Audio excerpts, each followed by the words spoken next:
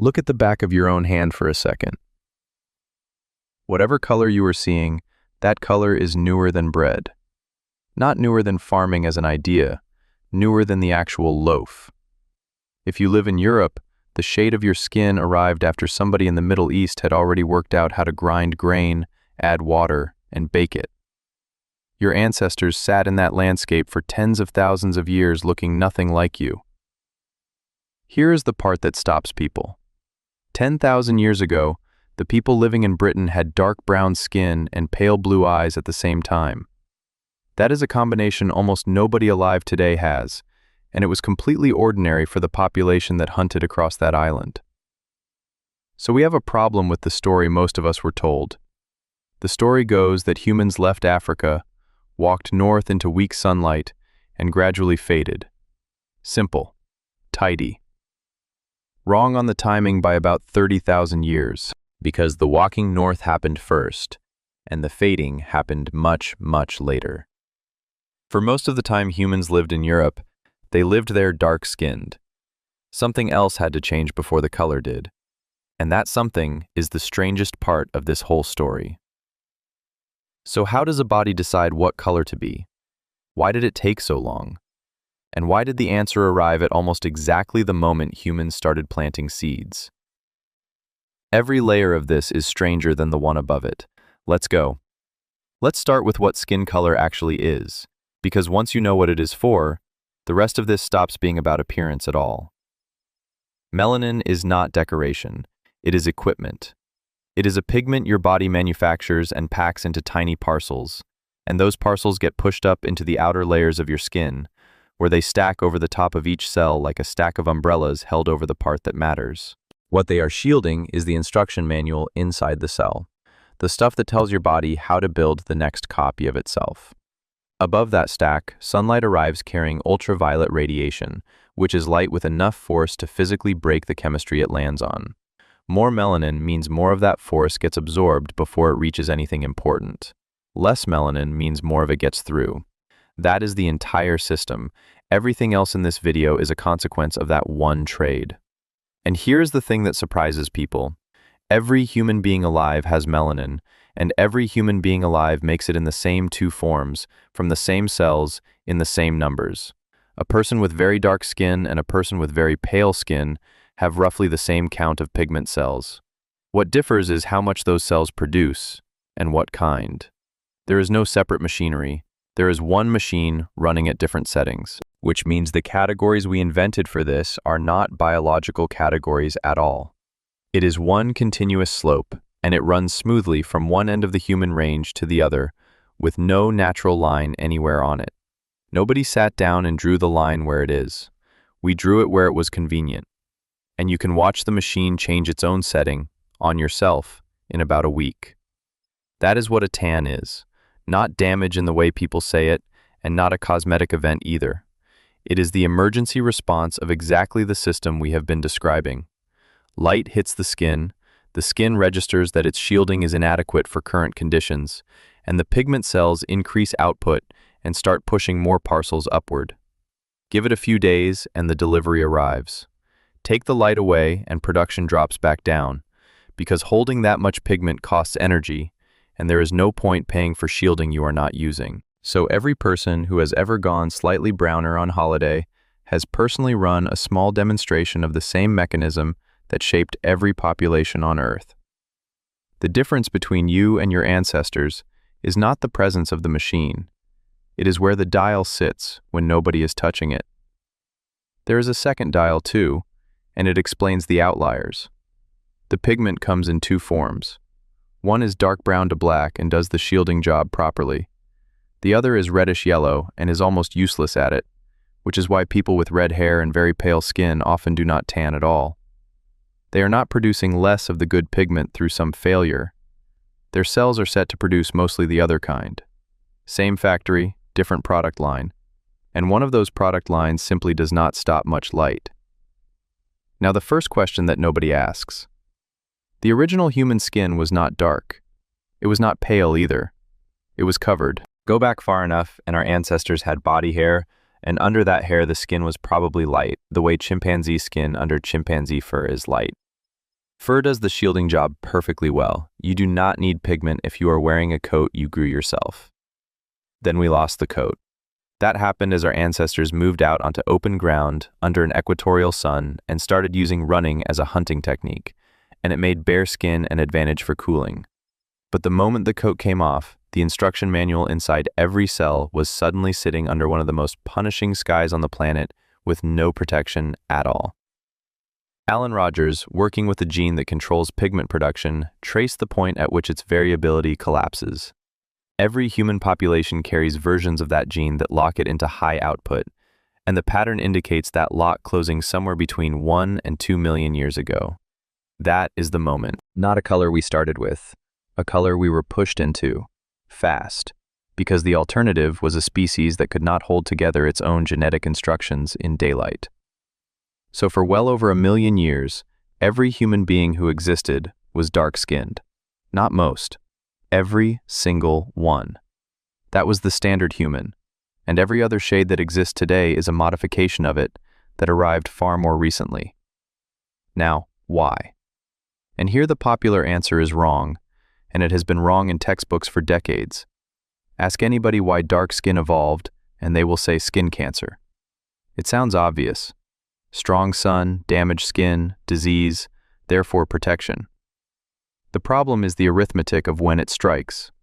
Skin cancer in a population without medicine tends to appear late in life, usually well after a person has already had children and raised them. Evolution is brutally uninterested in what happens to you afterward. A condition that arrives at 50 puts almost no pressure on which genes get passed forward.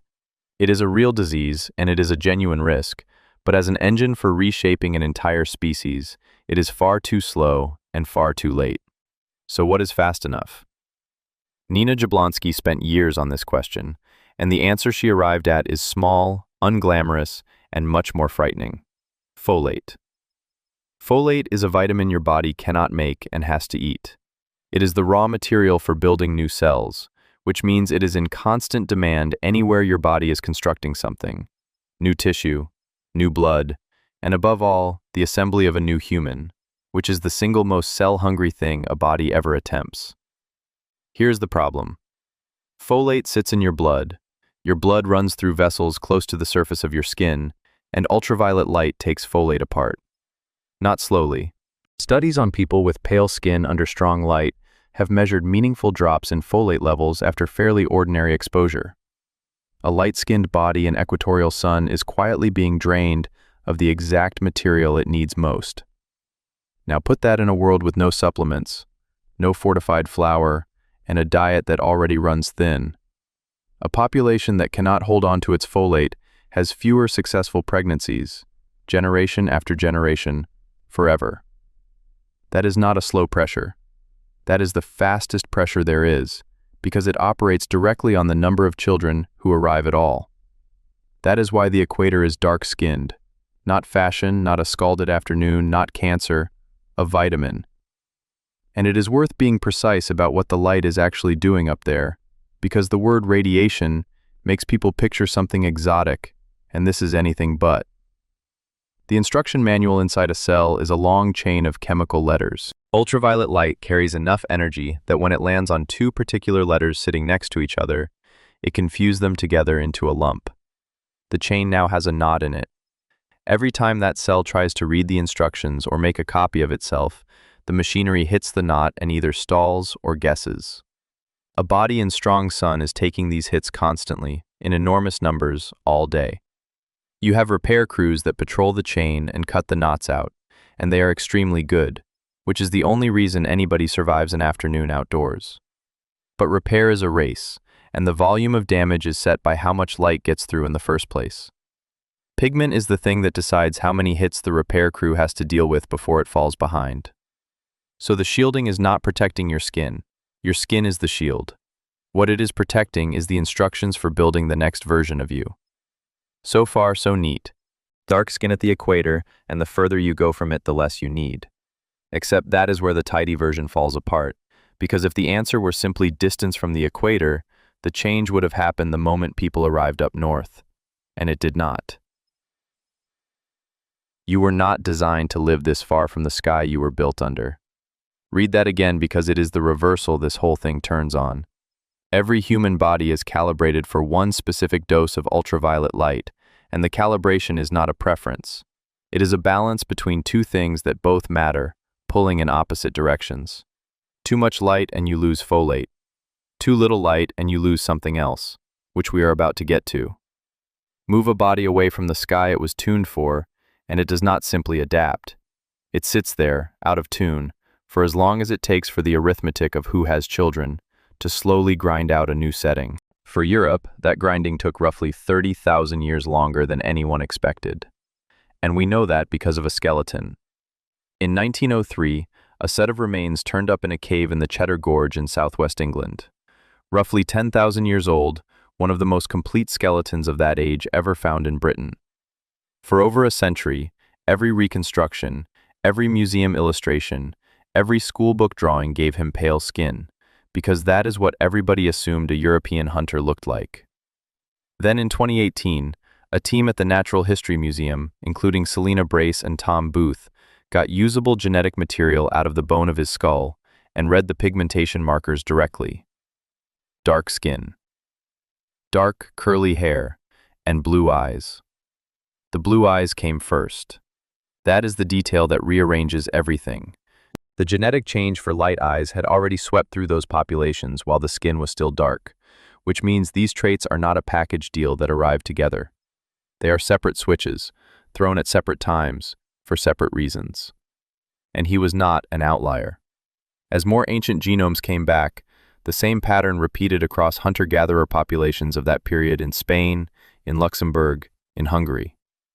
Dark or intermediate skin, in Europe, 30,000 years after humans arrived there. Some of you are already objecting. Surely they simply had not had enough time yet. Fair question. And the answer comes from the other direction entirely, from a group that had exactly the same amount of time and did something completely different. Because while Europe stayed dark, the populations moving east into what is now China, Korea, and Japan also lightened, and they did it using different genes. Not the same mutation spreading outward from one source. A separate set of switches, in a separate lineage, producing a broadly similar result. Pale skin, in other words, was invented at least twice, independently, by populations that never exchanged the trait with each other. That is the strongest evidence there is that this is not drift and not accident. When two isolated groups arrive at the same solution by different routes, something in the environment is pushing hard in that direction. But it still leaves us with the question we started with, which is why the push took so long to show up in Europe. The answer is food. This is the piece that the tidy version leaves out entirely, and once you see it, the timing snaps into place. Take the second half of the balance. Your body uses ultraviolet light to manufacture vitamin D, and vitamin D is what allows you to absorb calcium and build a functioning skeleton. Without enough of it, growing bones do not harden correctly, they bend under the load of an ordinary body, and the pelvis in particular can deform, which, for anyone who later has to give birth through that pelvis, turns a difficult event into an impossible one. There is your fast pressure again, operating on exactly the same thing folate was operating on. And the shortfall up there is not a small one. At the equator, the sun clears the horizon by a similar amount every day of the year, and the light arrives close to straight down, which is the shortest possible path through the atmosphere. Move to northern Europe, and the same light comes in at a shallow angle, traveling through several times as much air before it reaches anybody, and the specific wavelength that makes vitamin D gets filtered out on the way. For roughly half the year, in the northern half of the continent, that wavelength effectively does not reach the ground at all. You can stand outside all day in February in Scotland and manufacture almost nothing. Add clothing to that, because it is cold and people are not standing around bare, and the available surface for the whole process drops to a pair of hands and a face. So, a dark-skinned body in Northern Europe is shielding itself from a sun that is already too weak and should be in serious trouble. Except it was not, because those hunters were eating their vitamin D instead of making it. Oily fish, seal and marine mammal fat, liver, marrow, wild game eaten whole rather than trimmed. That diet is loaded with vitamin D, and a population living on it does not need to manufacture much of its own. The skin can stay dark indefinitely, because the skin is not the supply line. dinner is. This is exactly why the Inuit, who live further north than almost anyone and get almost no usable ultraviolet light for months at a time, never went pale. Their traditional diet is one of the richest sources of vitamin D on Earth. The pressure that whitened Europe never reached them because their food got there first. Then Europe changed what was on the plate. So, what ended it? Farming. Grain arrives, and it arrives fast. Within a few thousand years, the diet of most of the continent shifts from wild meat, fish, and fat to cereal, and more cereal. Wheat, barley, porridge, bread. Calories went up. The number of people went up. And the vitamin D in the daily meal fell through the floor, because grain has essentially none. For the first time, a body in a cloudy northern country had to make its own supply, out of a thin sun, through skin built to keep that sun out. That is the moment the switch flips. When Ian Matheson and colleagues scanned hundreds of ancient European genomes for signs of natural selection, the pigmentation genes came back as some of the most strongly selected regions in the entire genome, and the sweep lines up with the farming period, rather than with the original arrival. The pigment gene most people have heard of, the one that accounts for a large share of the difference between dark and light skin in Europeans, spreads across the continent in this window. Roughly 8,000 years ago, long after bread, which is why we opened with bread. Think about what that actually means. The color of European skin is not an ancient inheritance stretching back to the Ice Age. It is younger than pottery. It is younger than the domesticated sheep. It is a side effect of a change in agriculture, and it happened so recently that we can watch it move through the population, century by century, in the bones. And it did not stop there. The same shift shows up wherever the same conditions appear. Populations that stayed with fish and fat stayed darker. Populations that moved onto grain in weak sunlight lightened. The map of human skin color is not really a map of geography. It is a map of ultraviolet light and dinner laid on top of each other. So what if we have had this backwards the whole time? What if skin color is not a thing a population is, but a thing a population is currently doing? A running adjustment, still in progress, to a specific sky and a specific meal. A setting, not an identity. What if the reason the categories feel so solid is simply that we are looking at one frozen frame of something that has been sliding back and forth for 1,000,000 years, and we mistook the frame for the film? Because on the timescale this operates on, nothing about it is settled. Populations have gone lighter. Populations have gone darker again after moving back toward the equator. The Khoisan of southern Africa carry lighter pigmentation than populations nearer the equator. Indigenous Tasmanians and Tierra del Fuegians held dark skin in cold, cloudy latitudes. Every one of those is the same machine, running the same trade with different inputs. Here is the price, and it is being paid right now by hundreds of millions of people. The calibration takes thousands of years. Ships, and then engines, and then aircraft moved human bodies faster than any of it could keep up. A person whose ancestors spent 1,000,000 years tuning their skin to equatorial light can now be living at the latitude of Glasgow within a single lifetime, wearing shielding that is doing its job perfectly against a sun that is not there.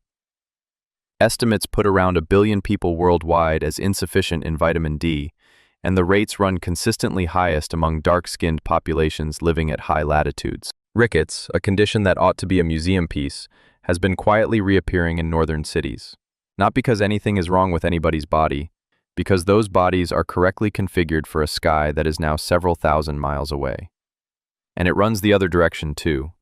Pale skin in strong sun is a body with its shielding stripped out, sitting under exactly the light that shielding evolved to handle. Nobody's skin is broken. Everybody's skin is simply somewhere else. But here's the part I did not expect. Every single one of these settings is temporary, and every single one of them is shared. There is no ancient lineage of pale people, and no ancient lineage of dark people. There is one lineage.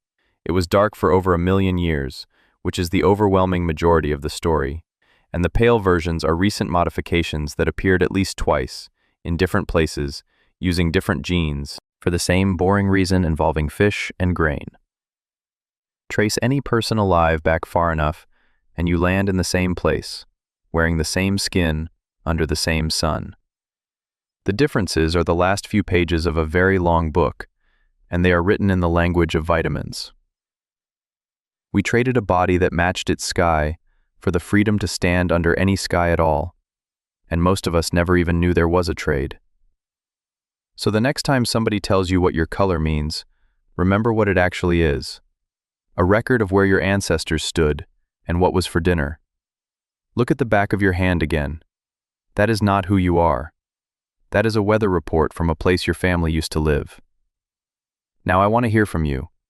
If your family has moved a long way from where it started, do you notice it in your own body? In winter? In the dark months? Tell me in the comments, because the map in the bones is one thing, and the map in a living person is another.